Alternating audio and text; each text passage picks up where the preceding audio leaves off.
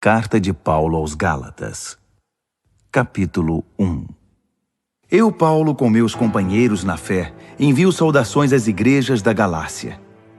Minha autoridade para escrever a você não vem de ninguém, nem procede de alguém de hierarquia superior, mas diretamente de Jesus, o Messias, e de Deus o Pai, que o ressuscitou dos mortos. Fui convocado por Deus. Quero saudá-los com as belas palavras graça e paz. São belas, pois nos lembram como Jesus nos resgatou do mundo maligno em que vivemos quando se ofereceu em sacrifício por nossos pecados. A vontade de Deus é que experimentemos esse resgate. Glória a Deus para sempre. Amém. Não posso acreditar no que ouvi. Como podem ser tão inconstantes? Como resolvem abraçar outra mensagem? Vocês estão traindo aquele que os chamou para a graça de Cristo. E vocês sabem que não se trata de detalhes irrelevantes. É outra mensagem, completamente diferente. É mentira deslavada sobre Deus. Os responsáveis por essa agitação estão virando a mensagem de Cristo de pernas para o ar. Quero deixar bem claro, se algum de nós, até mesmo um anjo do céu, pregar uma mensagem diferente da verdadeira e original, seja amaldiçoado. Vou repetir, se alguém, não importa a reputação ou as credenciais que possua, pregar uma mensagem diferente da que vocês receberam no início, seja amaldiçoado. Acham que falo desse modo para manipular alguém? Ou para impressionar o próprio Deus? Ou para ganhar aplausos do povo? Se meu alvo fosse popularidade, eu não seria escravo de Cristo. Saibam que a mensagem que transmiti a vocês não é mero discurso motivacional. Eu não a recebi de nenhuma tradição, nem a aprendi em alguma escola. Eu a recebi diretamente de Deus e de Jesus Cristo. Estou certo de que vocês ouviram a história da minha vida quando eu vivia no judaísmo. Na época eu perseguia a Igreja de Deus. Meu objetivo era destruí-la. Ninguém me superava no apego às tradições dos nossos antepassados. Mas Deus tinha planos para a minha vida. Quando eu ainda estava no ventre da minha mãe, Ele me escolheu e me chamou por sua graça, cheia de generosidade. Por sua intervenção, revelou seu Filho a mim para que eu o anunciasse aos outros povos, os que não são judeus. Logo depois desse meu chamado, fui para a Arábia. Não consultei ninguém e não fui a Jerusalém me aconselhar com os que já eram apóstolos. Mais tarde, voltei a Damasco. 3 anos depois, fui a Jerusalém para conhecer Pedro e saber mais sobre a fé. Foram apenas 15 dias. Mas que dias aqueles! Com exceção de Tiago, irmão do Senhor, não vi nenhum outro apóstolo. Diante de Deus, estou falando a pura verdade. Então comecei meu ministério nas regiões da Síria e da Cilícia. Mesmo depois de todo aquele tempo, eu ainda não era conhecido nas igrejas cristãs da Judéia. O que sabiam de mim era apenas isto: aquele homem que antes nos perseguia, agora está pregando a mesma mensagem que tentou destruir. E como eles agradeceram a Deus e o adoraram por minha causa.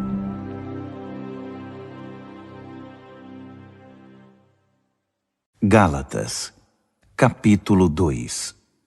14 anos depois daquela primeira visita, Barnabé e eu subimos a Jerusalém e levamos Tito conosco. O propósito era esclarecer o que me fora revelado, e apresentei a eles exatamente o que eu estava pregando aos que não são judeus.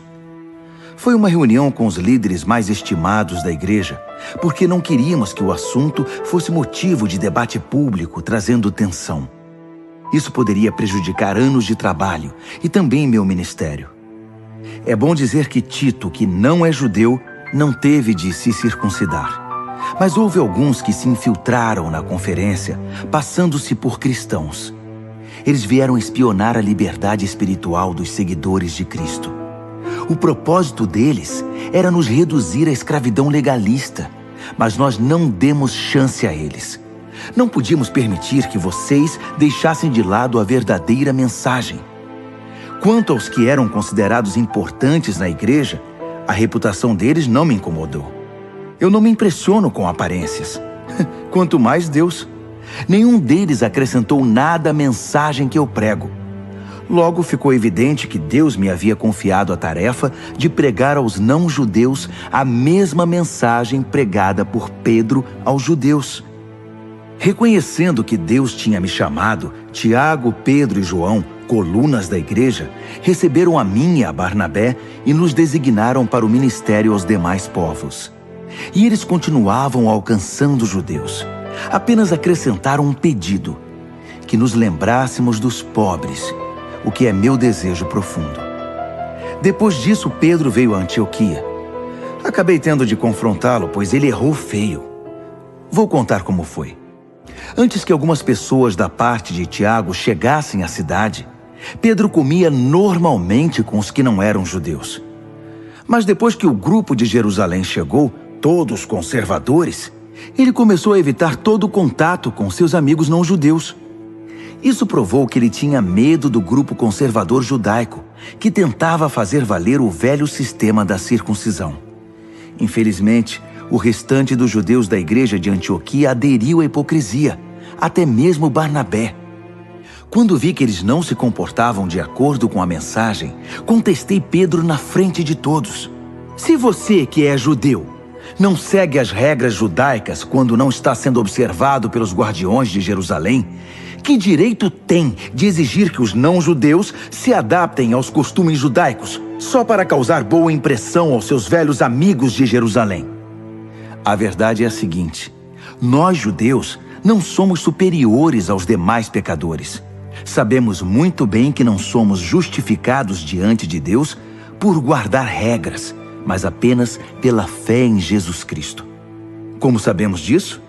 Nós tentamos, e com o melhor sistema de regras do mundo. Sabendo que ninguém pode agradar a Deus por esforço próprio, cremos no Messias para sermos justificados por Deus.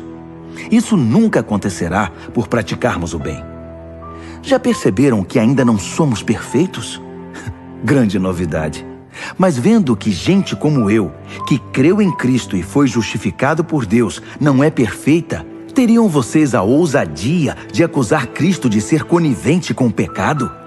Que acusação leviana! Se eu tentasse ser justo praticando o bem, estaria reconstruindo aquilo que destruí. Estaria agindo como um charlatão. Explico o que aconteceu comigo. Tentei guardar regras e me esforçar para agradar a Deus, mas isso não funcionou. Então desisti de ser um homem da lei para me tornar um homem de Deus. A vida de Cristo me mostrou como fazer isso e me deu capacidade de viver assim. Eu me identifico totalmente com Ele. De fato, fui crucificado com Cristo. Meu ego não ocupa mais o primeiro lugar. Pouco me importa parecer justo ou ter um bom conceito entre vocês. Não estou mais tentando impressionar Deus. Agora Cristo vive em mim. A vida que vivo não é minha, mas é vivida pela fé no Filho de Deus, que me amou e se entregou por mim. E eu não volto mais atrás. Não está claro que voltar para a velha religião de guardar regras e agradar os outros é abandonar a nova vida de relacionamento com Deus? Não posso desprezar a graça de Deus. Se é possível ter um relacionamento vivo com Deus, apenas guardando regras, Cristo morreu em vão.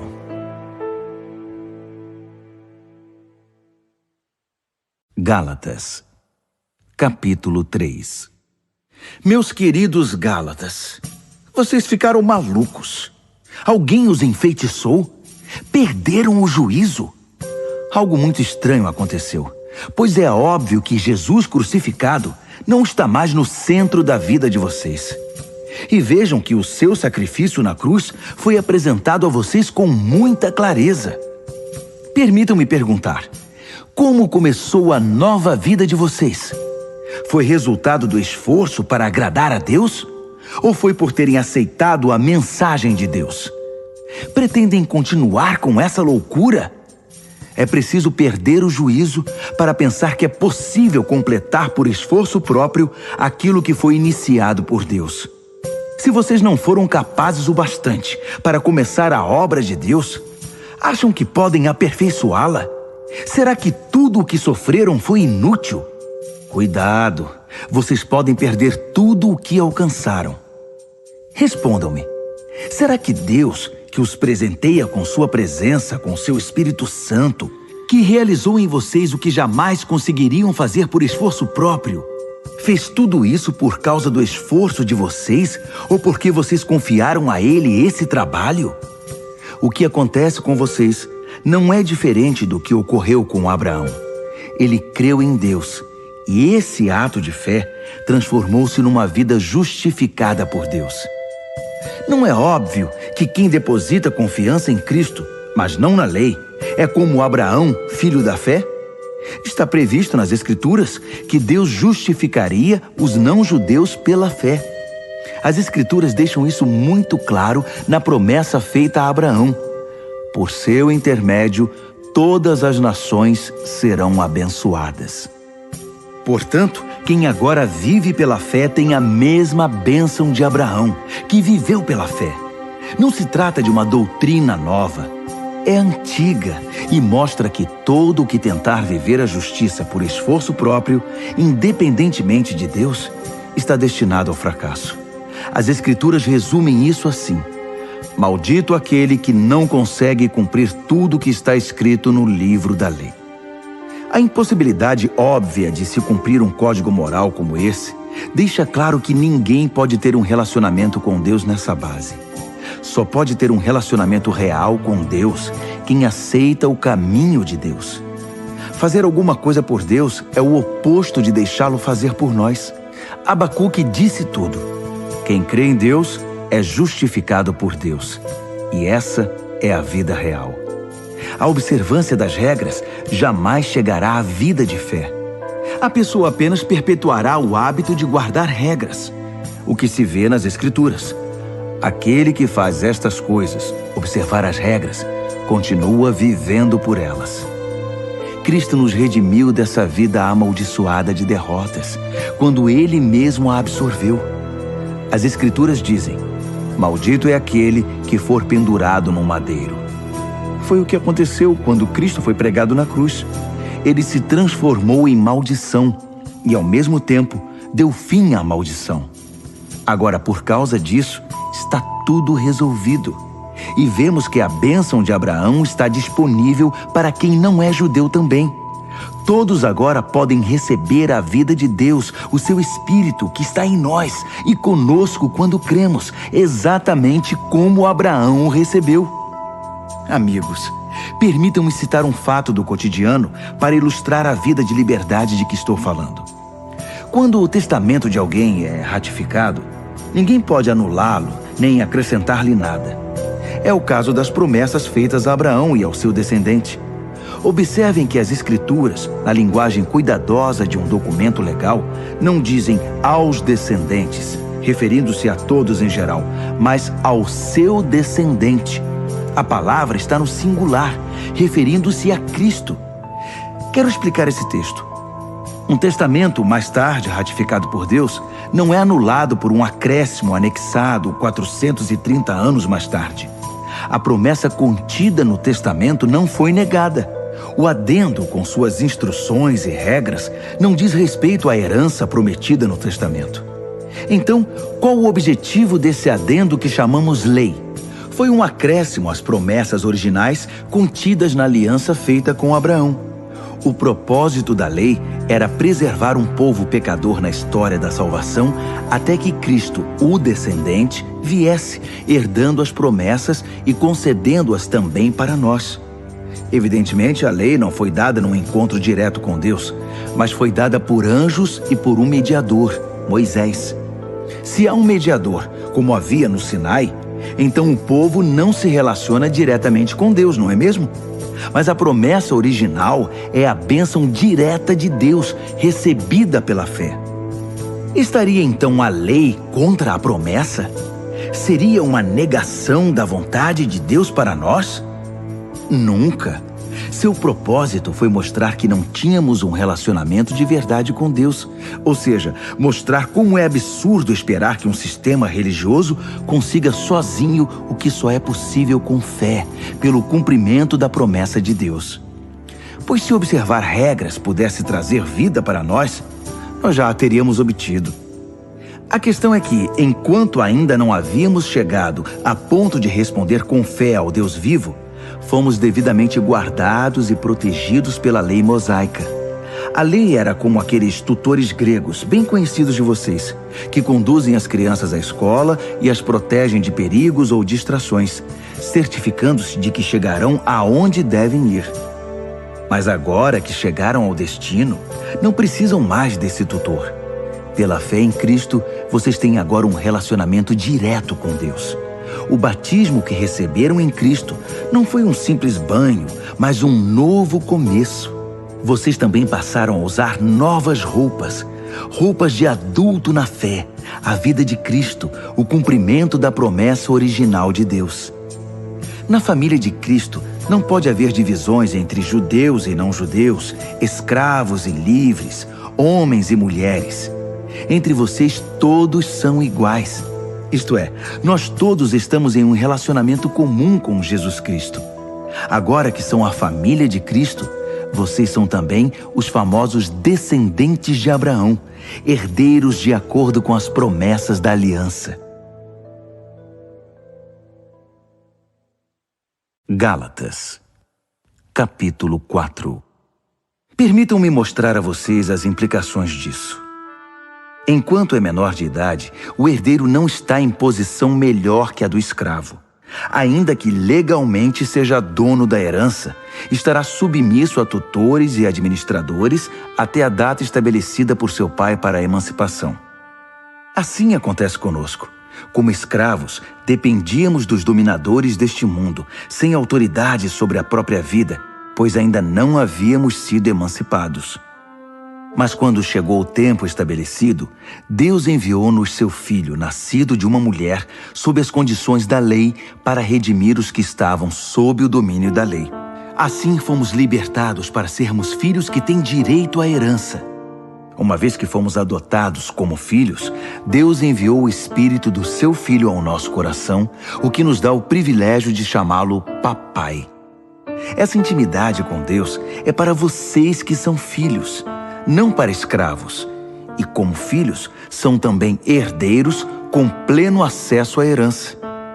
Antes de conhecerem Deus pessoalmente, vocês eram escravos dos deuses, que nem deuses são. Mas agora que conhecem o Deus verdadeiro, ou melhor, agora que Deus conhece vocês, como podem se sujeitar novamente a esses pretensos poderes? É como temer o bicho-papão. E não é isso que vocês fazem quando observam tradições e superstições associados a datas e festas especiais?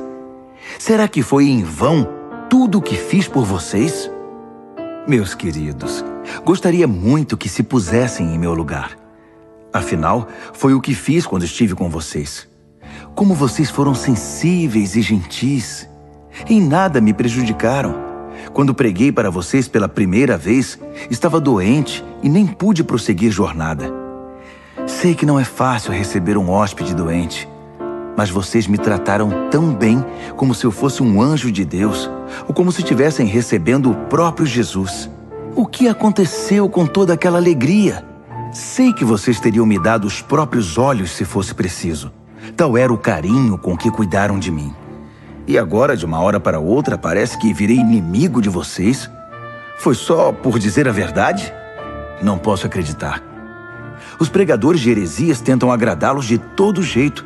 É pura bajulação. Eles querem acabar com a liberdade que a graça de Deus dá a vocês. O objetivo deles é fazê-los dependentes da aprovação e da orientação que pretendem dar. Querem apenas se sentir importantes. É muito bom que vocês sempre façam o bem, mesmo quando não estou por perto. Por que mudar de atitude para comigo quando estou longe? Querem saber como me sinto agora, até que a vida de Cristo seja uma realidade na vida de vocês? Como a mãe em dores de parto. Como eu queria estar com vocês. Eu nem falaria nesse tom tão severo, abrindo o coração. E vocês que são viciados na lei, já deram pelo menos uma olhada no que ela diz?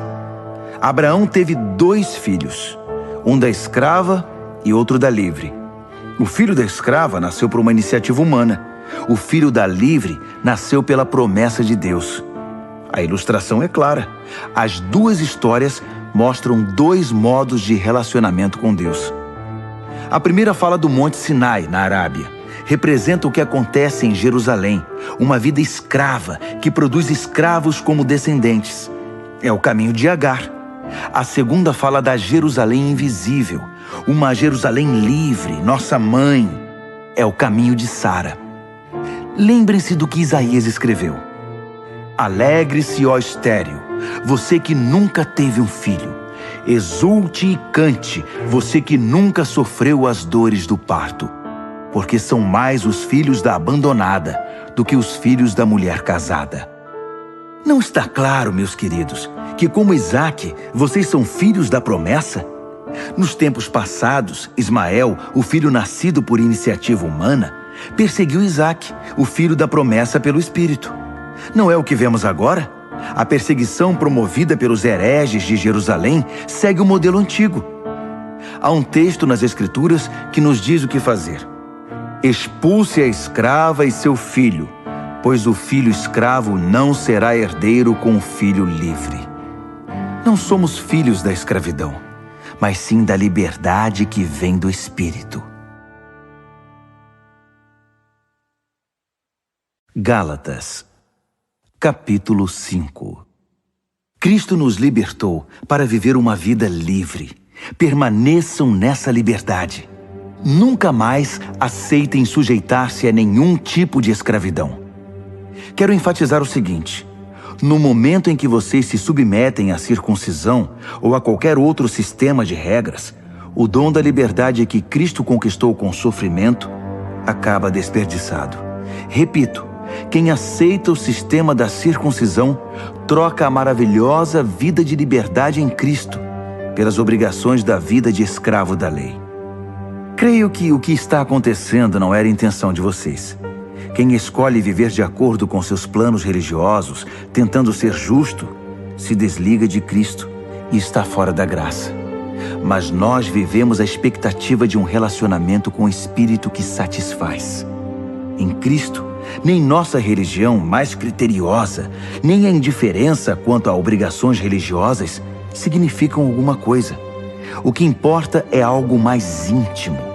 A fé expressa em amor. Vocês estavam correndo muito bem.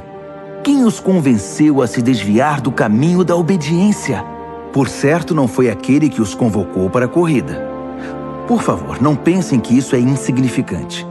Basta um pouquinho de fermento para levedar uma grande quantidade de massa de pão. Lá no fundo, o Senhor me deu a certeza de que vocês não vão desistir. Mas aquele que está perturbando vocês, seja quem for, enfrentará o juízo divino. Saibam que o boato de que continuo a pregar a circuncisão, como eu fazia antes de encontrar o Senhor na estrada de Damasco, é um absurdo. Por que então eu ainda seria perseguido? Se eu pregasse a velha mensagem, ninguém ficaria ofendido. Omitir a cruz diluiria tanto a mensagem que ninguém se importaria.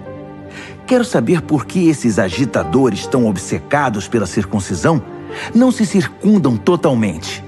Poderiam se castrar. Não há dúvida que Deus chamou vocês para uma vida de liberdade. Mas não usem essa liberdade como desculpa para fazer o que bem entendem, pois assim acabarão destruindo-a. Em vez disso, usem a liberdade para servir o próximo com amor. É assim que vocês serão cada vez mais livres, pois o ensino da palavra de Deus resume-se numa única frase: ame o próximo como a você mesmo. Isso é que é liberdade. Se vocês vivem como cão e gato, vão acabar se destruindo. Querem perder a preciosa liberdade? Aqui vai meu conselho. Vivam nesta liberdade, motivados pelo Espírito de Deus. Só assim vencerão seus impulsos egoístas. Pois há em nós uma raiz de egoísmo que guerreia contra a liberdade do Espírito. Esta liberdade é incompatível com o egoísmo. São dois modos de vida opostos. Não dá para viver com os dois. Por que não escolhem o caminho do Espírito? Só por ele poderão fugir dos impulsos inconstantes de uma vida dominada pela lei. Todos conhecem o tipo de vida de uma pessoa que quer fazer o que bem entende.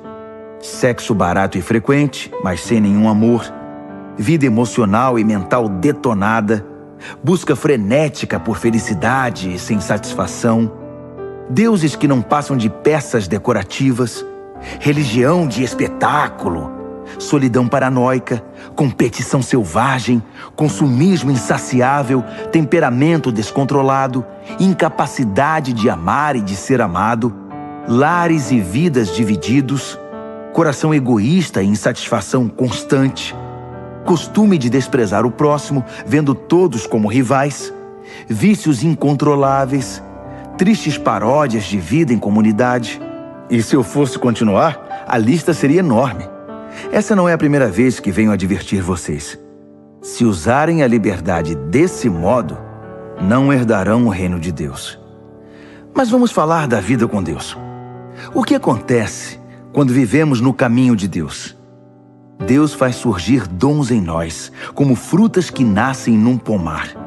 Afeição pelos outros, uma vida cheia de exuberância, serenidade, disposição de comemorar a vida, um senso de compaixão no íntimo e a convicção de que há algo de sagrado em toda a criação e nas pessoas. Nós nos entregamos de coração a compromissos que importam, sem precisar forçar a barra, e nos tornamos capazes de organizar e direcionar sabiamente nossas habilidades. O legalismo não produz nada disso, apenas atrapalha. Para quem pertence a Cristo, seguir o próprio caminho e deixar para depois as necessidades dos outros são atitudes que ficaram cravadas na cruz. Já que a vida do Espírito é o tipo de vida que escolhemos, convém lembrar que isso não é apenas uma ideia ou um sentimento no coração. Suas implicações devem ser realidade em cada área da nossa vida. Isso significa que não devemos ficar fazendo comparações como se um fosse melhor que o outro. Temos coisa mais importante a fazer na vida. Ninguém é melhor do que ninguém. Cada pessoa tem valor singular e inestimável. Gálatas, capítulo 6. Amigos, vivam com criatividade. Se alguém cair em pecado, restaurem-no com perdão. Guardem as críticas. Vocês podem precisar de perdão antes que o dia termine. Ajam com misericórdia e estendam a mão aos oprimidos. Compartilhem aquilo que pesa a vocês e cumpram desse modo a lei de Cristo. Se pensam que são bons demais para agir assim, estão muito enganados. Cada um examine com cuidado a si mesmo e a maneira segundo a qual está cumprindo a missão que recebeu e dedique atenção total a ela. Não fiquem admirando vocês mesmos, nem se comparando com os outros. Cada um precisa assumir o compromisso de fazer o melhor que puder com sua vida. Vocês, que já chegaram à maturidade, sejam generosos com aqueles que os instruíram, compartilhando com eles tudo o que de bom possuem e experimentam. Não se enganem, ninguém faz Deus de bobo. Toda pessoa colhe o que plantou. Quem planta egoísmo, ignorando a necessidade dos outros e a Deus, colherá o mal. O resultado de sua vida será frutos inúteis. Mas aquele que planta conforme Deus, permitindo que o Espírito faça a obra de crescimento nele, terá uma colheita de verdadeira vida, vida eterna. Portanto, não se cansem de fazer o bem. No tempo certo, teremos uma boa colheita, se não nos desesperarmos nem desistirmos. Cada vez que tivermos chance, trabalhemos para o benefício de todos, a começar pelos mais próximos de nós na comunidade da fé. Nestas linhas finais, chamo a atenção para os traços grossos da minha caligrafia, para ressaltar a importância do que escrevi. Aqueles que tentam impor a vocês a prática da circuncisão têm um único objetivo: querem parecer bons sem fazer esforço, pois não têm coragem de viver a fé que compartilha o sofrimento e a morte de Cristo. A doutrina deles nada é, até porque nem eles guardam a lei. Observam apenas as leis que interessam aos seus propósitos. Eles querem que vocês sejam circuncidados para que possam se orgulhar do sucesso em recrutá-los para o lado deles. Como são desprezíveis! Quanto a mim, não vou me orgulhar de nada, a não ser da cruz do nosso Senhor Jesus Cristo. Por causa daquela cruz, fui crucificado aos olhos do mundo, libertado da atmosfera sufocante, da necessidade de agradar os outros e me encaixar nos padrões mesquinhos ditados por eles. Percebem que esta é a questão principal? Não é o que fazemos, como submeter-se à circuncisão ou rejeitá-la. É o que Deus está fazendo. E Ele está criando algo novo, uma vida livre. Todos os que caminham por esse padrão são um verdadeiro Israel de Deus, seu povo escolhido. Paz e misericórdia sejam com eles. Francamente, não quero mais ser incomodado com essas disputas. Tenho coisas mais importantes para fazer, como viver a fé com seriedade. Trago em meu corpo as cicatrizes do meu trabalho por Jesus. Que tudo o que nos é concedido livremente pelo Senhor Jesus Cristo venha a ser de fato de vocês, meus queridos amigos. Amém.